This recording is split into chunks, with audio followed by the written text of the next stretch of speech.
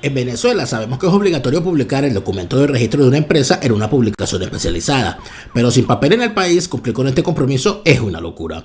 Con Publimercantil se acabó este suplicio. Publimercantil es el primer periódico mercantil digital de Venezuela que te permite desde casa y con rapidez cumplir con esta obligación.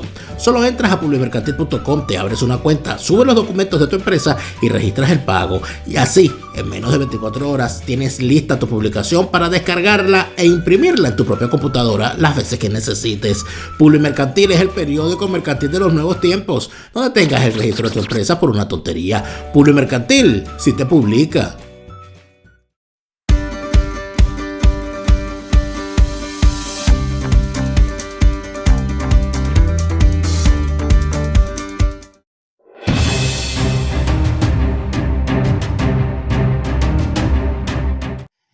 Otra semana que arranca. Y las semanas en Venezuela normalmente arrancan de forma extraña, porque no necesariamente la semana arranca el lunes, puede arrancar el domingo, o de repente todo el mundo se queda dormido y termina arrancando el miércoles, o quizás nunca arranca también. Pero para mí hay una situación particular que creo que la persona indicada para hacer esta revisión, habría muchas, pero Alberto Franceschi es una de las personas indicadas. Alberto, bienvenido a otra conversación de arranque de semana. Alberto, ¿cómo estás para empezar? Bien para las circunstancias. Bueno, fíjate tú lo siguiente. La semana pasada, particularmente el 18 de febrero de la semana pasada, el exdirectivo de Fedecámara y expresidente de Conindustria, Juan Pablo Olalquiaga, emitió una opinión a través de un artículo de prensa que a mí me parece importante. En ese artículo llamado ¿Qué puede lograr y qué no el diálogo empresarial con el régimen? Porque como todo el mundo está diciendo, no, que haya dialogado, no, y se sentó, y fue Jorge Rodríguez a Fedecámaras, y se sentó Jorge Rodríguez con el presidente de Fedecámara, y andan entonces, bueno, y el padre Ugalde mandó un panegírico, una cosa maravillosa, el día de ayer a través de sus redes, diciendo que eso era una maravilla que se reuniera. Y entonces el señor Olalquiaga, haciendo el papel de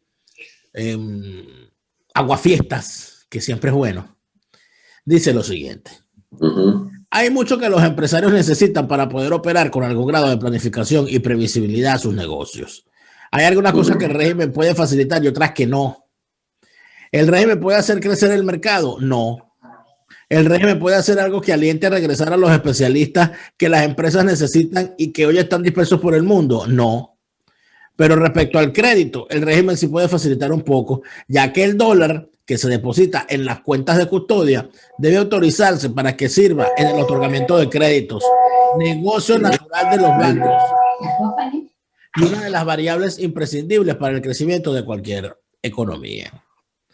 Juan Pablo Olalquiaga pone el dedo en la llaga y además de esto, Alberto, hace algo que, bueno, que es casi, no podría decir, caramba, se habrá metido en algún problema, porque el señor Juan Pablo Olalquiaga se atreve a hacer una, él dice, está muy bien el diálogo, pero vamos a estar claros de quiénes tiene aquí y quiénes son empresarios y quiénes no.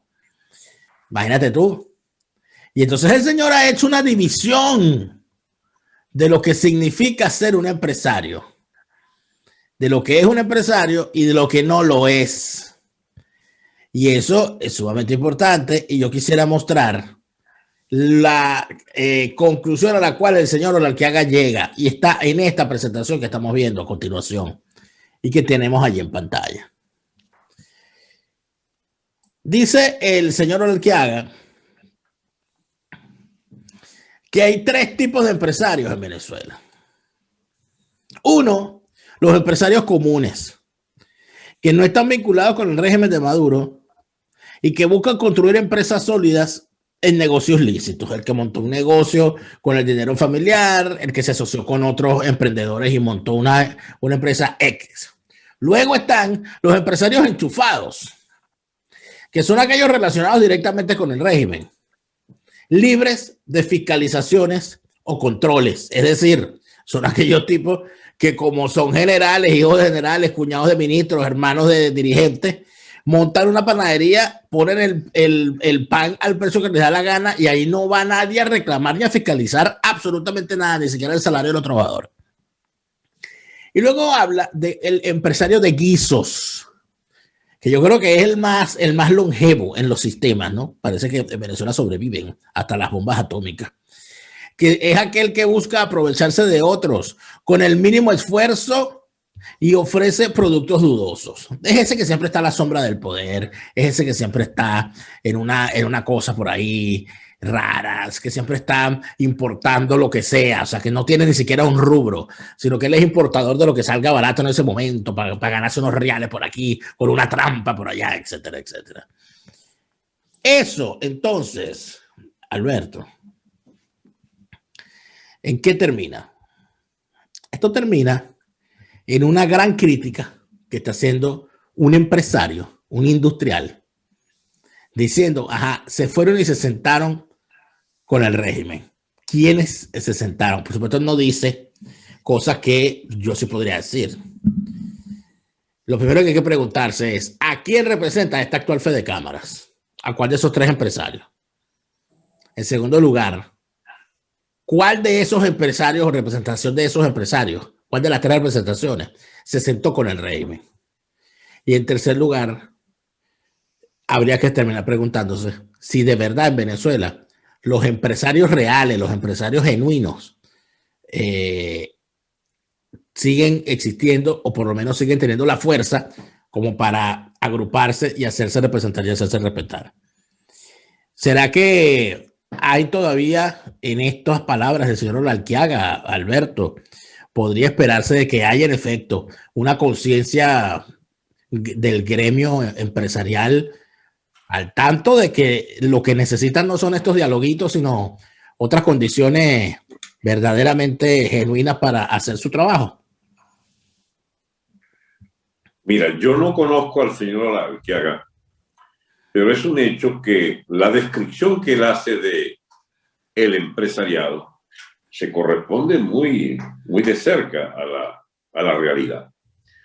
Y que si él hizo ese esquema, él conoce entonces perfectamente cómo llenar de apellidos y nombres honorables o no honorables cada una de esas casillas. Así es. De manera que estamos ante un germen, una primera aproximación de ese empresariado honorable que hemos siempre defendido como parte de un empresariado que, por definición, llamar empresario a alguien no distingue en Venezuela entre el ampón y el tradicional empresario honrado.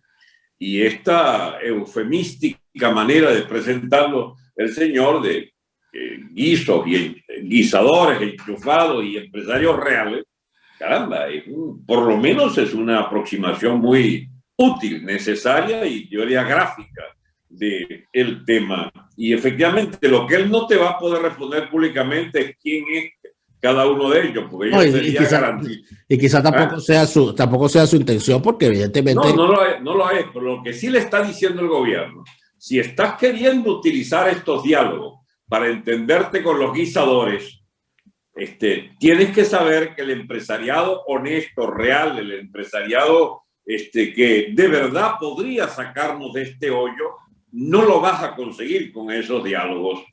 O le está diciendo, si te consta que son personas que ni son guisadores ni son enchufados, entonces sí puede prosperar esta operación. Ahora, nosotros lamentablemente estamos prejuiciados. ¿Con quién puede buscar el gobierno entenderse?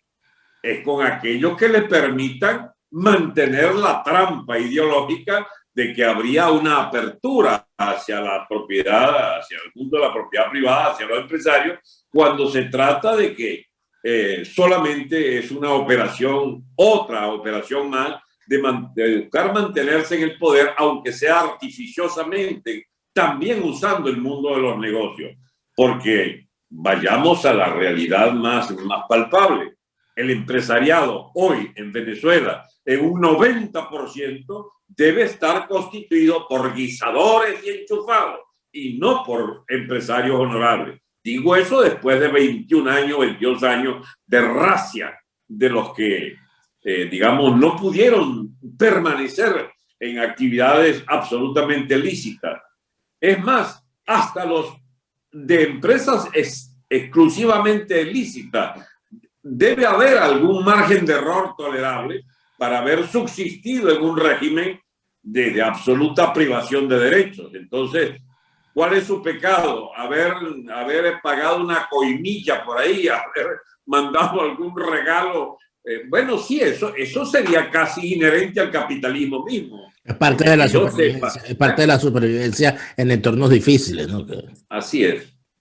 Pero bueno, si lo era en condiciones normales, imagínate tú en condiciones excepcionalmente difíciles. Claro, Alberto, pero a mí me parece interesante que sea precisamente un empresario. Claro. Y que entiendo, a pesar de que igual que tú tampoco lo conozco, entiendo que dentro de su sector es una persona sumamente respetada y debe serlo para haber salido y mandarle mano a reventar la vidriera de una ilusión, que es una cosa que en realidad le sirve a los políticos, le sirve a algunos periodistas, pero a gente dentro de Venezuela intentando ganar representación a veces no les sirve ni les conviene. Por eso es que he llamado la atención varias veces de la importancia de las palabras del señor Arteaga, porque está poniendo el dedo en la llaga.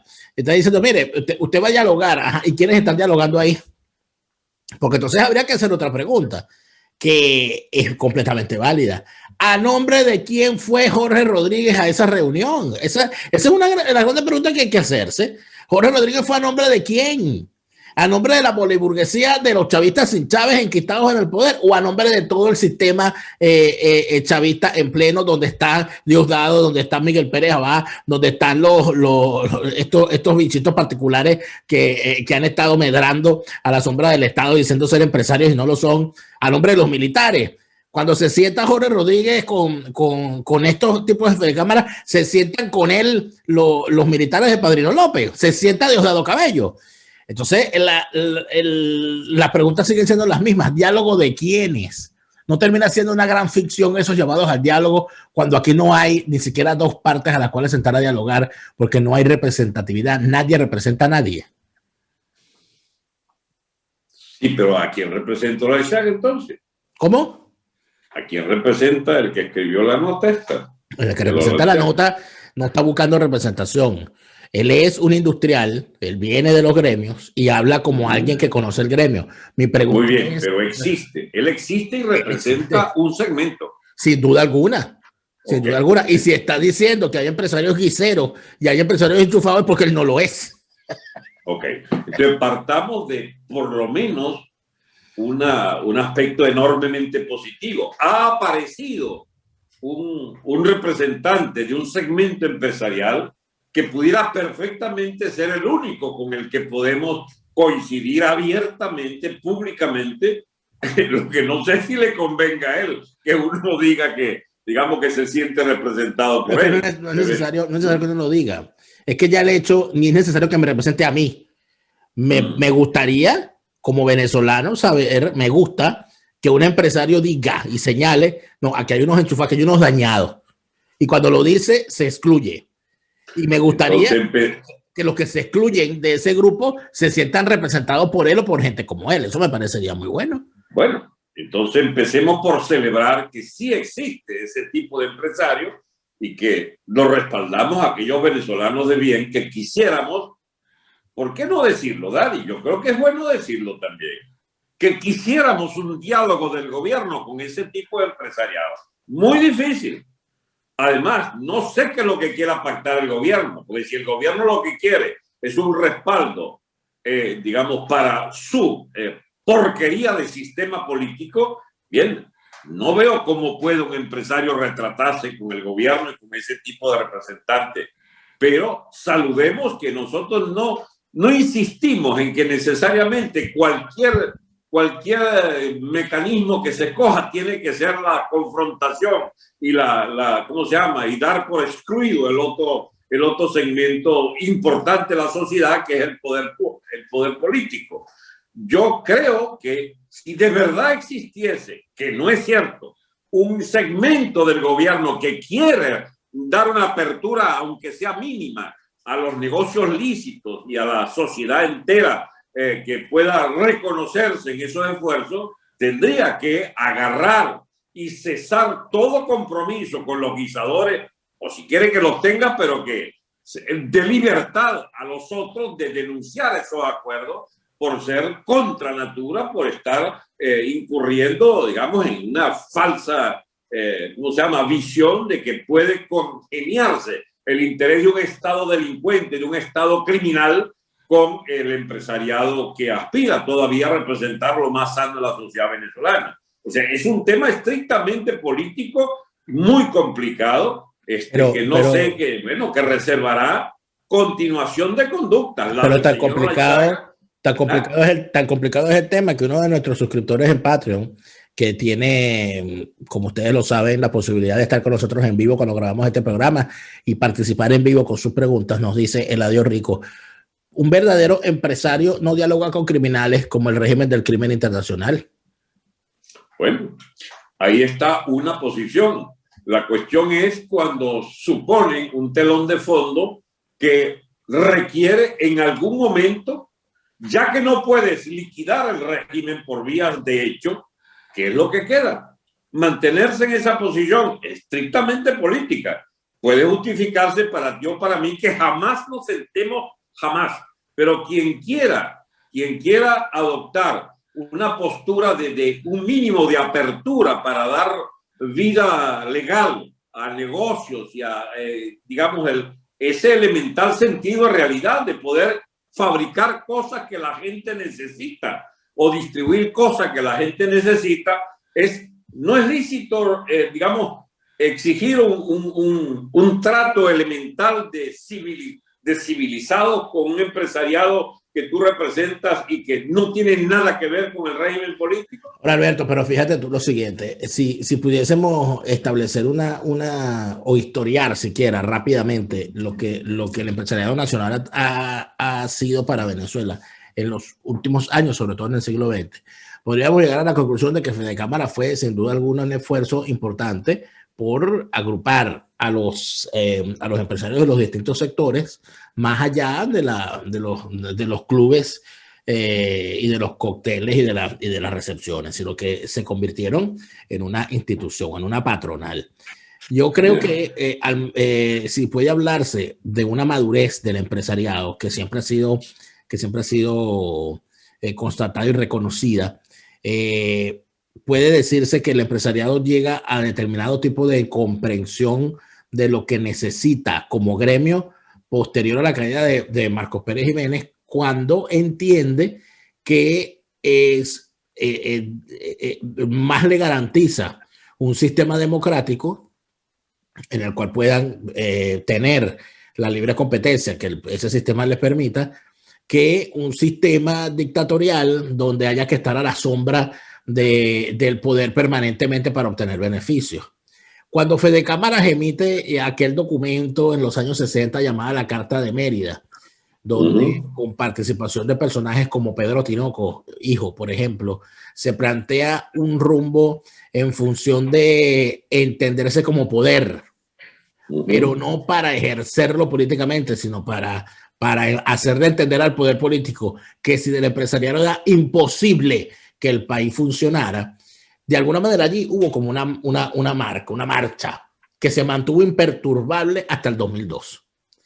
Ya en el 2002, ¿verdad?, ocurren una serie de hechos y de eventos donde termina el caso de el señor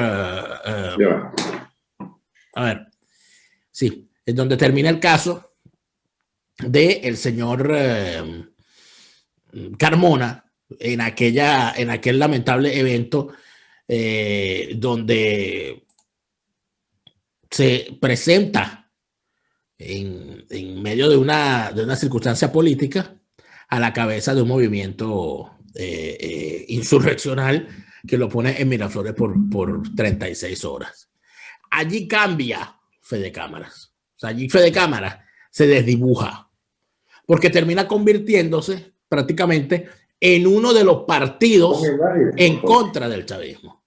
Y siendo así las cosas, entonces uno termina preguntándose si esa Fede Cámaras necesita reencontrarse con algún rumbo de qué es lo que van a hacer con el rumbo gremial, porque en cuanto a impacto en la realidad nacional, Fede Cámaras prácticamente quedó allí como arrinconado, allá donde los golpistas aquellos del 2002, ¿no?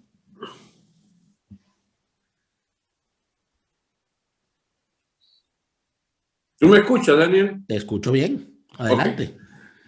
Bueno, mira, a ver, este es un tema medio complicado porque supone, sin prejuicio, supone respaldar o no respaldar una iniciativa empresarial.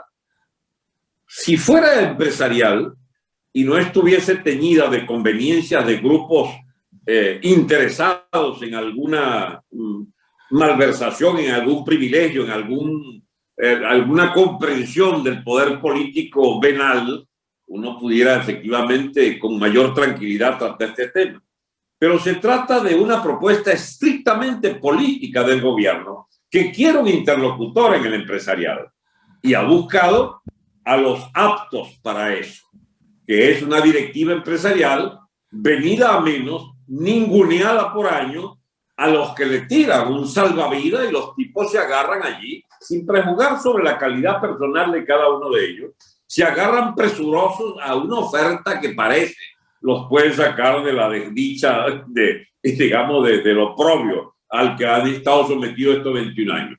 Está llamando a dialogar quien ha considerado que el empresariado es una peste y que hay que abolir y hay que liquidar, porque esa es la concepción tradicional del chavismo sobre los empresarios. Bueno, ¿eso cambió o es una impostura transitoria para ver a quién le beben la sangre en esta nueva etapa en que el gobierno quiere efectivamente mejorar la performance de su gobierno mediante niveles de apertura bajo control estricto del capital delincuente manejado por el chavismo? Y tiene el problema adicional que ahora el grueso de la burguesía, de la detestada burguesía, son chavistas o son gente que ha convenido convivir con el chavismo por años y años. Ahora, hay que ver también lo del otro lado. ¿Qué dice Figuera? Nuestro ponderado Figuera. ¿Sabe lo que dice Figuera?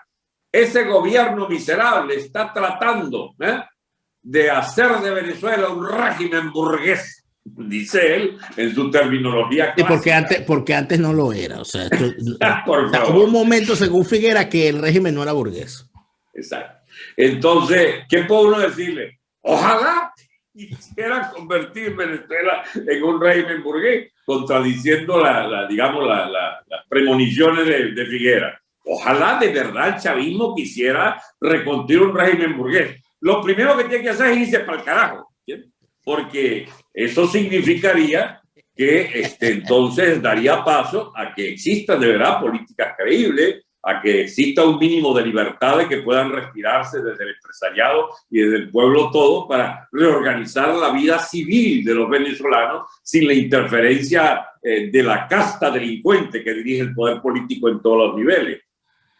Este es un tema complicado, Dani, porque de verdad podemos negarnos en redondo y condenar todo esfuerzo de que representantes del gremio empresarial asistan a convocatorias del gobierno. Yo no quisiera estar en el sitio de ellos, porque los que lo hagan de la mejor buena fe igual van a ser atacados o van a ser incomprendidos, por lo menos. Pero es un hecho de que algo debe producirse en un país donde la clase política se pervirtió desde el poder y se pervirtió desde la oposición, que es el tema nuevo del país. O sea, ¿de quién nos agarramos, Dios mío? Que debe surgir una nueva dirección. Ajá, y mientras no surja, ¿qué hace la gente? Porque el tema es ese, Daniel. No hay representación genuina de nadie, ni de los poderes públicos, ni de la oposición. Y la tal sociedad civil, ese es un mito, es una expresión de deseo. Pero quienes pudieran representar, ahí deberíamos estar nosotros, quienes deben representar la sociedad civil venezolana, los venezolanos de a pie, los venezolanos que no tienen intenciones ni en guisar ni en ser chupados. ¿Quién los representa en Venezuela? Gran incógnita, mi amigo. Están o emigrados o están, cuando no bajo tierra, están escondidos o tratando de negarse a cualquier operación que signifique que el gobierno los envuelve en alguna patraña. Bueno, ¿qué puede pensar la gente sobre lo que el régimen, sobre las intenciones? ¿Qué puede la gente pensar sobre qué intenciones tiene el régimen y qué puede la gente pensar sobre lo que el empresariado debe hacer? En nuestra participación que tenemos de nuestros suscriptores, suscriptores en Patreon, patreon.com/DeLaraF, y que tienen la posibilidad de vernos en vivo, nos dice Lily Camel, ¿qué tal Maduro llamando a la inversión extranjera? ¿Busca confundir o hay intenciones detrás? Y ese acuerdo, el acuerdo lo va a buscar con todo el empresariado o con cierta categoría del empresariado. Eso es, la cuestión de la inversión extranjera es importante porque ya prácticamente el señor está diciendo, bueno, ¿hasta cuándo me van a tener sancionado? Vieron que las sanciones no funcionaron, tienen el pueblo pasando hambre. Nosotros lo que queremos es la inversión extranjera. Y lo dice con esa cara el angelito, como si él jamás ha partido el plato y no ha torturado a nadie y se ha robado un centavo. Entonces, ¿qué busca un inversionista extranjero? Alberto, lo primero es seguridad jurídica para su plata. Lo segundo es una buena oportunidad. Pero lo tercero es que esa inversión que va a hacer no solamente sea retornada, sino que dentro de todo ese retorno no se le convierta también en una vorágine política en estos tiempos donde cualquier movimiento ambientalista, ecologista por los derechos humanos te tumba una empresa por una acusación. Entonces, eso tú lo ves viable, que un empresario internacional quiera, sin escrúpulos vaya y se meta y ya pasó todo. Dani, es que hay falta, hasta este momento, por lo menos a mí me ha faltado explicar un presupuesto. El presupuesto es que es muy difícil conseguir capitalismo angelical, o capitalismo honorable, o capitalismo desprovisto de todas segundas intenciones. ¿Tú no crees en ricos buenos? Ya va. No es para caer en la estupidez de ser rico es malo. Ajá. Pero es que la putrefacción del sistema capitalista nos ha, por ejemplo, vayamos al pasado, Dani, para poder explicar mejor esto. No hay nada mejor que abandonar la idea de que estamos dirigidos por un Estado delincuente que complica todo. El Estado venezolano bajo Adey Copey, bajo dosis de corrupción que eran toleradas si partimos del hecho de que seguía funcionando aquello y habían grandes ilusiones en el funcionamiento de las instituciones. Si quiere, volvamos también a la dictadura de Pérez Jiménez.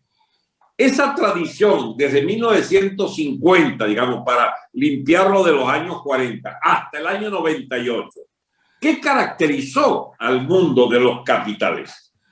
Caracterizó también, Dani, formas de ventajismo, de enchufe y de toda clase de prácticas monopólicas, de prácticas malsanas, de ventajismo, de trampas, de coimas. Dani, nunca hubo ese capitalismo angelical, pero es que, y las relaciones exteriores con el capital extranjero, Dios mío, eso quizás es lo peor. ¿No recordamos acaso los escándalos de comisiones con el régimen español? Hasta el rey que estuvo metido en una compra no sé qué lancha, no sé cuándo Chávez, pero antes con los adéculos copellanos. A ver, y la cúpula manifiestamente corrupta de quienes eran de los que negociaban las armas. ¿O es que acaso José Vicente Rangel no manejaba un lobby de compra de armas en la cual estaban militares adecos y copellanos y masistas también? Así. O sea, esto del pasado sano confrontado al presente oscuro es muy difícil. Es una falacia. Es una falacia porque además de eso habría que pasar entonces por alto que la gran mayoría de las grandes empresas, los grandes capitales y de los grandes bancos venezolanos fueron hechos y tejidos a la sombra del poder económico que dejó caer el gomecismo sobre sus alláteres al inicio del siglo XX. con la explotación. Así es. O sea, que vamos, o sea, no estamos hablando de los herederos de los conquistadores españoles. Estamos hablando en todo caso de los herederos del gomecismo. Pero, mira, Dani, pero y hablar como nosotros, sin compromiso, con nuestros propios orígenes, de nuestras propias fortunas, coño, es una ventaja inigualable, porque es que podemos hablar a calzón quitado de cosas que están en esta especie de mundo de las simulaciones, de las hipocresías. Y es difícil para una persona, me voy a confesar en este momento impropiamente, pero que lo soy, de derechas. A mí me parece una soberana estupidez, lo de derecha e izquierda, pero suponte tú, si alguien va a calificarme, bueno, califíqueme de derecha o quizás más propiamente de conservador. Si yo quisiera tener o que si quiero tener una figuración política en el futuro en mi país, lo que yo diga en este momento puede costarme muy caro, claro, o por fin hacer entender que soy confiable como una figura pública que le propone al país la reconstrucción del capitalismo venezolano con una moneda sólida, producto de una cesta de moneda, y si hay que adoptar transitoria o permanentemente el dólar como moneda de divisa manejable, cuando estoy proponiendo el dólar como moneda para remunerar el trabajo y no para salir a rendirle culto al capitalismo en abstracto, sino al concreto. ¿Cómo comes en Venezuela si no tienes dólares? Bueno, esa es una transacción con la realidad, que se remunere en dólares los salarios de los trabajadores públicos.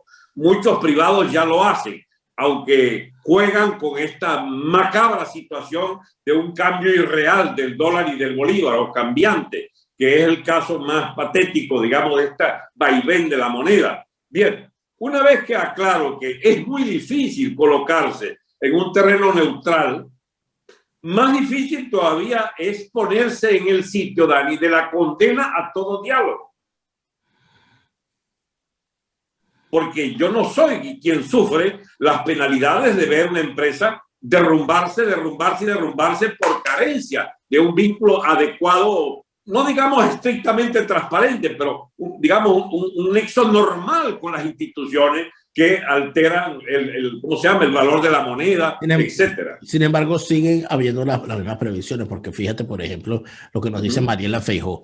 Eso es como la apertura del sector privado en Cuba. Pura mentira, todo bajo de sus términos y pagando comisiones bajo sus términos. Daniel Sánchez a su vez nos dice por el mismo camino.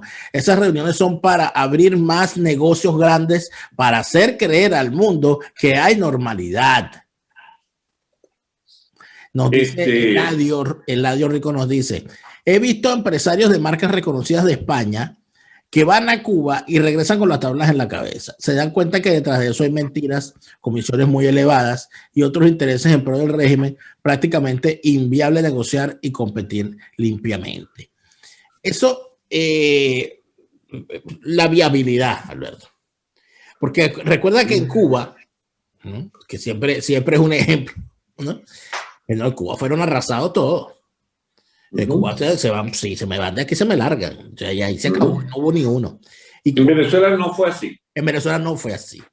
En Venezuela más bien, y esto lo lamento, pero hay que decirlo, buena parte de Fede Cámaras se quedó. Le abrió, no sé, no. Sí.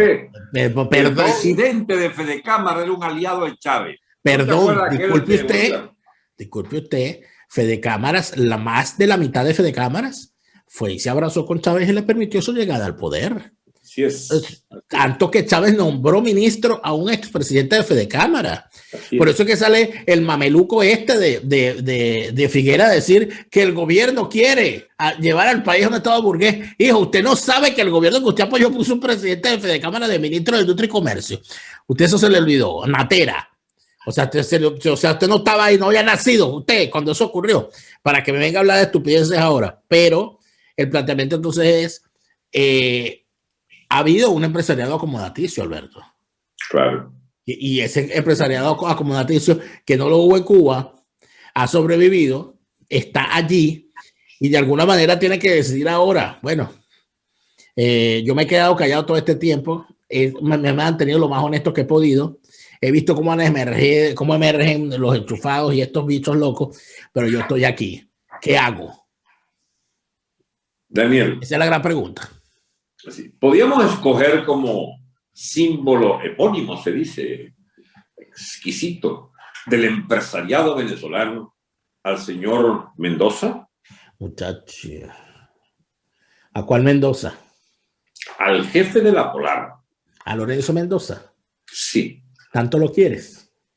No, yo lo que quiero es que la gente aterrice a veces las discusiones en las realidades concretas. La Polar fue sometida permanentemente a un bombardeo de controles del gobierno, pero también fue sometida al privilegio de recibir oportunamente divisas. El gobierno, no sé si los calumnia o dice la verdad diciendo que recibieron $5.000 millones. Miles de millones recibió, porque si no, no hubiera podido producir nada, porque todo lo que procesa la Polar en esa bolsa de comida o la bolsa de harina pan o lo que sea, es importado. Al mismo tiempo, el gobierno le convenía que importara porque ahí estaba el guiso. Le ponían, qué sé yo, un precio al maíz importado y el maíz entregado a la Polar, pasando por la Guardia y pasando por el aeropuerto, subía misteriosamente 15-20%, que nunca se sabe dónde iba esa comisión, aunque uno presupone que iba a, no sé, a los dueños de este negocio llamado el chavismo. Ahí está el manco hermano de Diosdado, el CENIAT, están los jefes de la Guardia Nacional, todos conchupantes, todos venales. Ahí están los ministerios, las burocracias, etcétera. Y pare de contar con las agencias de controles de precios y de todo lo que implicaba la policía gubernamental de precios y de gestión empresarial que se caló la Polar 22 años. Pero la Polar aumentó su patrimonio en 4 o 5 veces en los 20 años del chavismo. Por lo menos las plantas y el volumen de sus negocios. La Polar tiene de todo en Venezuela y dejó de tenerlo o ha disminuido ese control. No lo creo, pero en todo caso también tuvo hasta un partido político que fue Primero Justicia. ¿Bien? Y una figura central de esa oposición llamada Julio Borges, financiado desde el primer día, y sus sucedáneos Leopoldito y Caprilito. Entonces la gente debe, por lo menos con nosotros, abandonar esas tonterías de creer que estos han sido inocentes cuando han sobrevivido y han visto florecer sus negocios. Más aún, que los representantes políticos sean alguien en quien pueda uno confiar, porque son voceros de intereses concretos. Y en particular, todo este regateo de la muta a lo largo de años con el gobierno es un regateo hecho a nombre de el grueso de los guisadores, el grueso de los negociantes de bonos de la deuda, el grueso de créditos blandos, todos esos segmentos de lo que se llama la burguesía originalmente, de sectores del capitalismo, tienen que ver entonces con roles, planteamientos políticos que nosotros percibimos como una calamidad para el país, pero segmentos de esa misma clase capitalista han percibido como necesarios y benéficos, porque ellos sí servían a esa clase de sectores y eran representantes de esos sectores privilegiados. Bueno, eso también se traslada al exterior. ¿O es que Primero Justicia es algo distinto a ser el partido de los bolichicos y boliburgueses, el partido que representa lo peor de la Venezuela, ¿cómo se llama?, guisadora, que pretendió siempre mantener este poder atornillado del chavismo con todas las concesiones y las inhibiciones? ¿Es que la gente no sabe acaso que 2014, 2017, las elecciones vendidas o entregadas como gallinas por el presidente, ¿cómo se llama?, el candidato Rosales y el candidato Capriles, no son acaso manifestaciones suficientes de que siguió la línea de conducta que viene de los años 90, de los primeros años de este siglo, de convivencia con Chávez y de convivencia aún más descarada con el chavismo y su régimen de Maduro, etcétera? Aquí hay demasiados temas que se cruzan, desde la carta del amigo bien intencionada que clasifica a los empresarios en esos 3 rubros. Pero hay un elemento que nos ayuda a introducirlo, nuestro amigo Daniel Sánchez, también suscriptor de nuestro Patreon, y quien, como todos los suscriptores, tiene la posibilidad de interactuar con nosotros en vivo. ¿Y para dónde vamos? Es la pregunta. ¿Y para dónde vamos si la administración de Biden no propone absolutamente nada nuevo en su política con Venezuela? Más bien se están apuntando al supuesto diálogo infame. O sea, ¿cómo hace un empresario en medio de esto? O sea, que dice, bueno, pero mira lo que está haciendo los Estados Unidos, mira lo que dice el Vaticano, mira lo que dice por aquí, mira lo que dice por allá. Me van a exigir a mí que no sobreviva. Yo quiero sobrevivir. No le falta razón, pero además, qué discusión tan curiosa hemos hecho, Dani, y con los interlocutores que han aparecido precisamente después del triunfo de Biden, en su mes de prueba que tiene, haciendo gala de estrambóticas, digamos, visiones de futuro sobre Venezuela. Porque y de la MUD en los Estados Unidos. Esto con Trump no pasaba. Yo no sé si no pasaba, pero por lo menos había un mínimo de esperanza, Daniel, que se rectificaba una política del Departamento de Estado de cabronerías al chavismo, porque no hay que olvidar que Chávez, desde Clinton y Maduro, Chávez y Maduro, hasta con el gobierno de Trump, tenía agentes en el Departamento de Estado, porque nadie me quitará la cabeza que ese señor Story, el tal embajador en Venezuela, agenciaba los mismos intereses que históricamente representó Shannon, el amigo de Maduro y de Diosdado, en el Departamento de Estado. Abrams, ¿qué es Abrams? ¿Qué era Bolton? Que lo echó Trump por idiota. Pero Bolton era el gran negociador para ver cómo se quedaba con la CIDGO, la oposición venezolana, y cómo se agenciaban, digamos, palancas de solución en el tema de la deuda, de viabilizar el pago de intereses del bono 2020, siempre con negociaciones con agentes de la vieja aristocracia financiera del chavismo en los Estados Unidos, en los negociadores de esos bonos. Mira, Dani, que esto uno pique y se extiende este debate, ¿oíste? Porque todos los temas están concentrados allí. Lo que es más falso que una moneda de plástico es la opinión de Figuera sobre que habría, pues, un intento de ¿cómo se llama? De Nicolás Maduro de llevarnos a un régimen burgués pendejo. Tenemos 21 años de régimen burgués con el chavismo, con la peor especie de la burguesía, con la peor especie del capitalismo y con la complicidad de tu odiado imperialismo norteamericano, que fue sostén de este gobierno durante 21 años, menos los 4 ¿cómo se llama? De Trump, donde por inercias, eso no me lleva a mí a ser un trumpista enceguecido, no, sencillamente que reconozco que, bueno, difícilmente una nación imperial como los Estados Unidos podía llevar al dedillo, al detalle, la política de 200 naciones.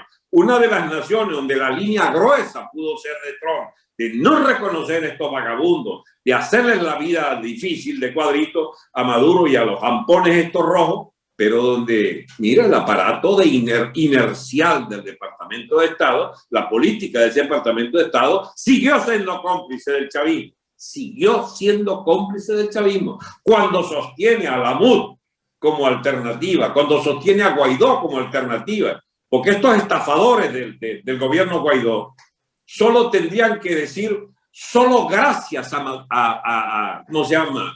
A Trump, que recibieron, según el jefe del Departamento de Estado, Daniel, según Pompeo, $1.100 millones. Daniel, $1.100 millones. Tú me podrás decir si a tus familiares allá ¿cómo se llama? En La Guaira les llegó $1 solamente de subsidio, de medicinas, de algo. Pero es que no se trata de lo que pueda contar una persona en lo personal, sino que se trata de la magnitud de esto. Caramba, $1.000 millones y estamos hablando de venezolanos viviendo en situación de calle en la frontera latinoamericana. O sea, esto es un horror, por donde se le vea. Pero ya finalmente, Alberto, en medio de todo esto, y bueno, no dejando de lado las preguntas que nos hacen acá, aquí nos dice Carla, pienso que el caos que tiene el régimen lo está llevando a tratar de reorganizar su desorden. El agua va llegando al cuello, o será que se dieron cuenta de que Cuba ya salvó lo que quería. Pienso que el caos, que Cuba ya sí sacó lo que quería. Aquí nos dice, ¿dónde está, me pregunta Gladys, dónde está ese empresariado descontaminado de esas prácticas vinculadas con el gobierno?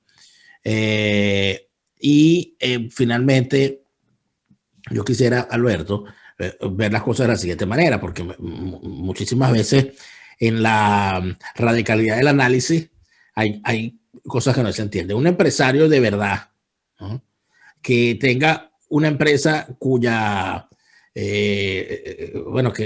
actividad se haya mantenido mal que bien durante todo este régimen. Los hay. Que los hay. Y hay gente que a mí no me simpatiza. A mí no me simpatiza Mendoza, a mí no me simpatiza. Pero no se le puede negar que el tipo ha hecho todo lo que ha tenido que hacer para que la empresa fundada por sus abuelos se mantenga allí. Bueno o malo, el tipo ha logrado eso. Si yo fuese accionista de esa empresa, estaría agradecido con él. Que me parezcan que sus acciones son, bueno, desde afuera. Que el único accionista son ellos, ¿no? Por supuesto, o sea, pero si yo fuese parte del grupo, yo diría, ok, está bien, porque lo que queremos es seguir en esto. De forma ética, respetando las normas, bueno, eso ya es otra discusión. ¿Tú no crees entonces, Alberto, que la política de un empresario real en Venezuela frente al chavismo debería ser seguir aguantando? O sea, aguantar lo más que pueda, porque esto en algún momento va a acabar. Pero el empresario... ¿Pero aguantando qué? ¿A que quede arruinado y sin posibilidad de aguantar, pagar la luz? Aguantar en este sistema, buscar las ventajas mayores que pueda tener para seguir creando empleo y seguir produciendo para ese mercado, y de alguna manera, sin tener que mancharse, en la medida de lo posible. Aguantar significa seguir produciendo sin entregarle su empresa al régimen, sin venderle porque hay muchos que han vendido, que dicen, no, mira, aquí está, y se le entregan por completo la empresa al régimen. La respuesta obvia es que ojalá puedan mantenerse y progresar. Ya empieza a ser difícil eso de progresar. Pero el problema, Dani, es que ¿cómo evitas, si mantienes una empresa abierta, cómo impides la visita del coronel o la llamada del coronel que te dice, mira, ahí te mando a un amigo, chico, que te quiere y llega el amigo y le dice que le mande lo del general, que le mande lo de no sé quién? ¿Eso cómo se hace, Dani? Yo no sé cómo se hace. Si no es participando algo de la venalidad colectiva. Ahora, ¿es censurable? Esa es otra pregunta. ¿Moralmente es censurable que tú, para mantenerle la comida a 100, 200 personas y la propia existencia de tu empresa, debas mantener sobornos o dádivas inadecuadas? Pues esa es la pregunta más difícil que hay, porque es que no se concibe el capitalismo sin alguna dosis de venalidad, Daniel. ¿Cómo hace uno para dársela allí de puro y casto, etcétera, donde es evidente que tienes que transar algo? Bueno, yo soy de los que creo que se justifica o se comprende una dosis X de concesiones a los emisarios de la corruptela del gobierno, porque si no, sencillamente habría que cerrar todo. Es decir, poner a los pocos que comen en situación de desamparo absoluto y total, determinar de cerrar las empresas. ¿Cuántas quedan, Daniel? Nadie sabe. Debe ser el 10% de esas empresas. Y yo quiero dar fe de que conozco empresarios honorables que, hablando conmigo, me han dicho, ¿y qué quieres que haga si me llega el emisario y tengo que darle para mantener aquello abierto? Porque el infierno de verse acosado y no ceder, Dani, todos están en el exilio, o están cerrados o están bajo tierra, porque ese es el dilema. ¿Cómo se llama? Funcionar bajo el capitalismo madurista, bajo el régimen burgués Maduro. No hay nada nuevo a lo que ya había. Solo aspiran sencillamente legalizar aún más su situación de ventajismo del Estado, para entonces, en una fase de concesiones, tratar de chuparte más la sangre. Eso es lo que quieren estos vagabundos. Así es.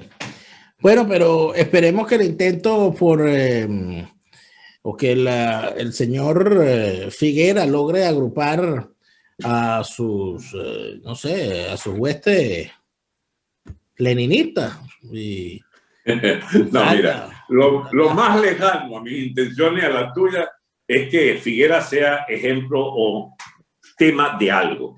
Hay muchos esfuerzos. Sería maravilloso. Hay muchos esfuerzos de verdaderos militantes obreros que quieren mantenerse en la lucha por sus reivindicaciones y que no ven otra que la lucha por un salario en dólares. Pero para que no se nos molesten los defensores estrictos de la moneda nacional, bueno, que sean bolívares, está bien, pero tasada en dólares.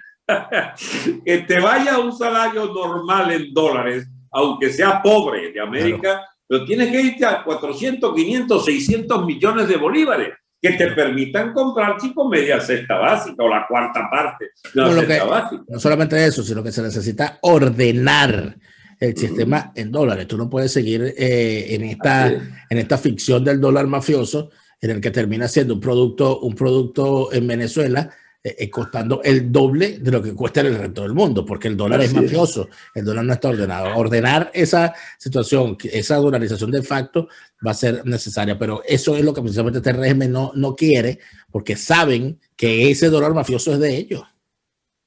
¿Quieren la solución del tema del colapso de la economía venezolana? Es muy sencillo.